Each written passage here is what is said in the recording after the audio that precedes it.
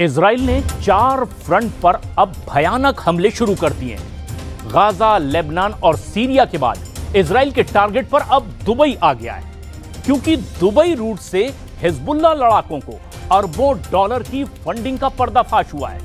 वहीं पर सीरिया में अब इजराइल के सैनिकों पर नए टेरर ग्रुप ने हमला करके तहलका मचा दिया है। इस बीच ईरान ने इजराइल को उसी की भाषा में जवाब देने की धमकी दे दी है।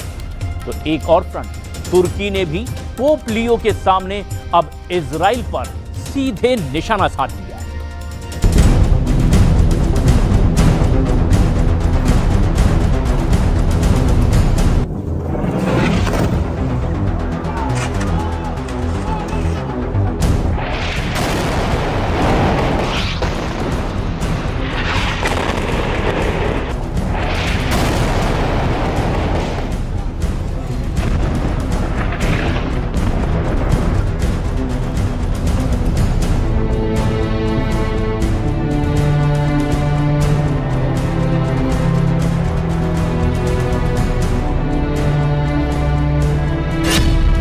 इजराइल ने हवाई हमलों से लेबनान जलाना शुरू कर दिया है।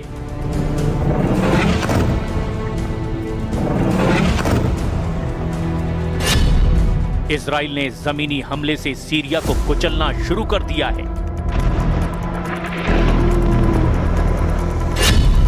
इजराइल ने गाजा में भयानक बमबारी कर तबाही मचा दी है।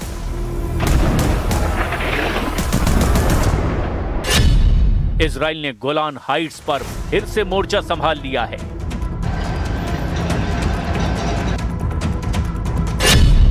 इजराइल ईरान का तीसरा युद्ध फाइनल हो गया है।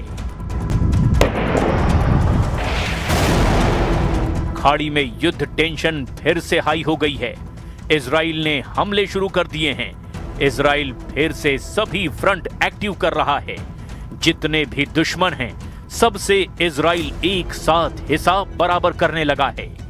फिलहाल जिन 2 फ्रंट पर सबसे भयानक माहौल है, वो हैं लेबनान और सीरिया।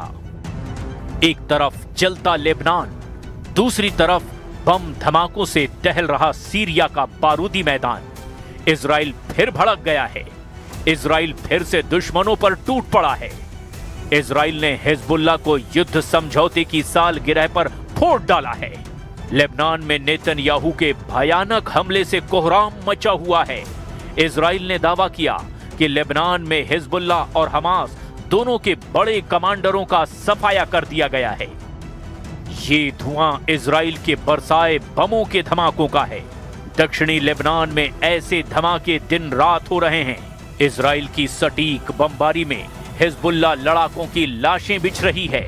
लेबनान के प्रधानमंत्री नवाब सलाम ने यहां तक कह दिया कि उनका देश एक तरफा युद्ध में फंसा हुआ है।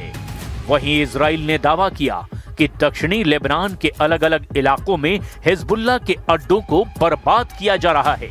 यही दलील देकर युद्ध समझौता होने के बाद भी इजराइल बेरहमी से लड़ाका ग्रुप को कुचल रहा है। इजराइल ने जानकारी दी कि युद्ध समझौते के बाद लेबनान में कोई ऐसा दिन नहीं बीता जब हमला ना किया गया हो। 27 नवंबर 2024 को इजराइल हिजबुल्लाह में अमेरिका ने युद्ध समझौता करवाया था। इसके बावजूद इजराइल ने लेबनान में करीब 1200 बार हमला किया है।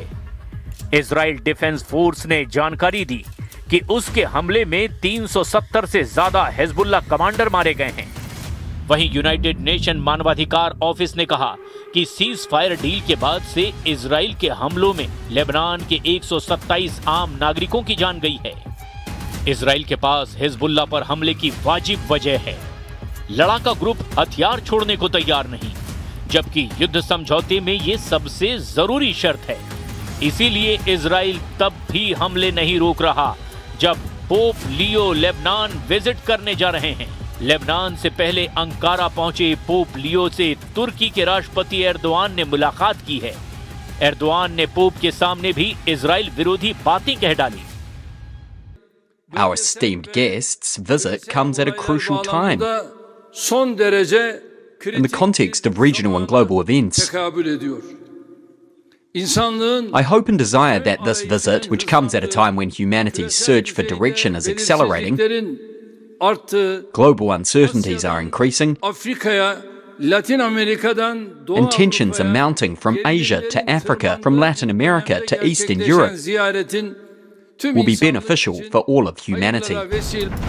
एर्दोआन का नेतन्याहू पर गुस्सा इन तस्वीरों से समझा जा सकता है। ये इजराइल की बख्तरबंद गाड़ियां हैं जो गोलान हाइट्स से सीरिया में दाखिल हो गई हैं। इजरायली सेना ने बताया कि 28 नवंबर की सुबह दक्षिणी सीरिया में एक गिरफ्तारी ऑपरेशन के दौरान बंदूकधारियों की फायरिंग में 6 इजरायली सैनिक घायल हो गए, जिनमें से 3 की हालत बहुत गंभीर है। इजराइल डिफेंस फोर्सेस के मुताबिक सुबह 3 बजे 55वीं रिजर्व पैरा ट्रूपर ब्रिगेड के सैनिक सीरिया के गांव बेत जिन में सर्च ऑपरेशन पर गए थे। इजराइल के बॉर्डर से ये इलाका लगभग 7 किलोमीटर पूरब में है, जहां ताकी अल जमा अल इस्लामिया आतंकी संगठन ने इजरायली सेना पर हमला कर दिया। हमले के जवाब देने के बाद इजराइल ने अल जमा अल इस्लामिया के 2 आतंकियों को गिरफ्तार किया है। सीरिया में तुर्की समर्थित अहमद अल शरा की हुकूमत है। कभी कमांडर जुलानी के नाम से कुख्यात रहे अल शरा सीरिया में इजराइल की सेना की तैनाती के सख्त खिलाफ हैं, जबकि पीएम नेतन्याहू ने हाल ही में गोलान हाइट्स का दौरा करके एर्दोआन और अल शरा की धड़कनें बढ़ा दी हैं। नेतन्याहू ने सीरिया में इजराइल बेस पर सैनिकों के हमलों को लेकर हर वक्त तैयार रहने की भी नसीहत दी थी। ליכולת שלנו גם ההגנתית וגם ההתקפית כאן, שמירה על בעלי בריתנו הדרוזים, ועיקר שמירה על מדינת ישראל ועל גבולה הצפוני אל מול גולן. זו משימה שיכולה להתפתח כל רגע, אבל אנחנו סומכים עליכם. ואנחנו מאוד, ואני מאוד מאוד מעריך את לא רק את מה שאתם עושים, אלא גם את העובדה שהמשפחות שלכם מתגייסות לזה. אני רוצה להעביר לכם תודה. नेतन्याहू ने जिस खतरे की आशंका जताई वो आखिरकार सच हुई। सीरिया में इजराइल डिफेंस फोर्स पर भयानक हमला हुआ। इजराइल सीरिया में अपनी पकड़ कमजोर होने नहीं देना चाहता, क्योंकि यहां से उसे ईरान पर हमले के लिए आसान रास्ता मिलता है। वहीं तुर्की, सीरिया और ईरान इस इलाके को सीरिया का हिस्सा मानते हैं, मगर कब्जा इजराइल का है। जाहिर है इजराइल सामरिक लिहाज से अहम लोकेशन पर मजबूती से डटा रहना चाहता है, लेकिन ईरान जिस तरह लड़ाका ग्रुप्स को फंडिंग कर रहा है उससे नेतन्याहू की टेंशन बहुत ज्यादा बढ़ गई है। द वॉल स्ट्रीट जर्नल की रिपोर्ट के मुताबिक ईरान ने पिछले 1 साल में लेबनान के आतंकी संगठन हिजबुल्लाह को अरबों डॉलर भेजे हैं। ये रकम दुबई में money laundering operation, exchange shops और निजी कंपनियों के नेटवर्क के जरिए भेजा गया। ये पैसा ईरान की तेल से होने वाली बिक्री से कमाया गया था।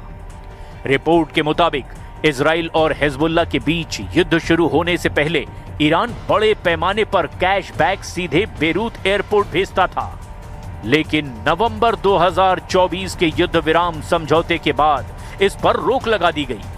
इसीलिए अब ईरान छोटी छोटी रकम और कीमती छोटे सामान यात्रियों के जरिए भेज रहा है, जिन्हें आसानी से छुपाया भी जा सकता है। सीरिया में असद सरकार के गिरने से ईरान का पुराना तस्करी का रास्ता बंद हो गया है। वहीं बेरूत एयरपोर्ट पर कैश ले जाने वालों पर कड़ी निगरानी है।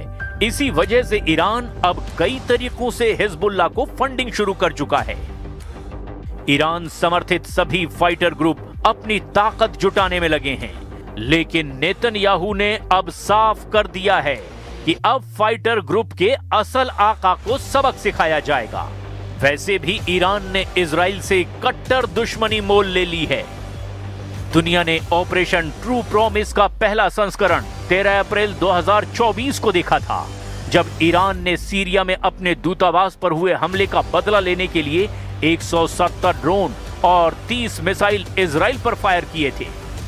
और ईरान ने ऐसा किया उसके दूतावास पर हमले के 13 दिन बाद। इसके बाद ऑपरेशन ट्रू प्रॉमिस का दूसरा पार्ट 1 अक्टूबर 2024 को देखा गया, जब ईरान ने हमास चीफ इस्माइल हानिया और हिजबुल्लाह चीफ हसन नसरल्लाह के मर्डर का बदला लिया था।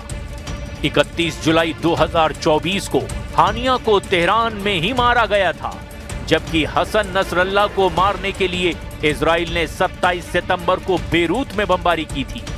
इसका बदला लेने के लिए ईरान ने 1 अक्टूबर 2024 को 200 बैलिस्टिक मिसाइल से इजराइल पर हमला किया था।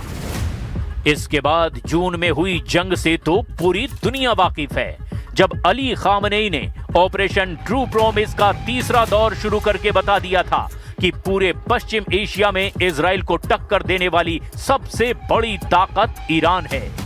13 जून को इजराइल के हमले के बाद जब ईरान ने इजराइल पर मिसाइल बरसाई तो पूरी दुनिया हैरान थी। ईरान मिसाइल अटैक का हर रिकॉर्ड तोड़ रहा था।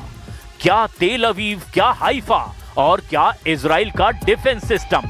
ईरान की मिसाइलों ने इजराइल के हर कवच को भेदा और बता दिया कि जब उसकी मिसाइल फायर होती है तो उन्हें रोकना ना इजराइल के बस की बात है, ना अमेरिका की।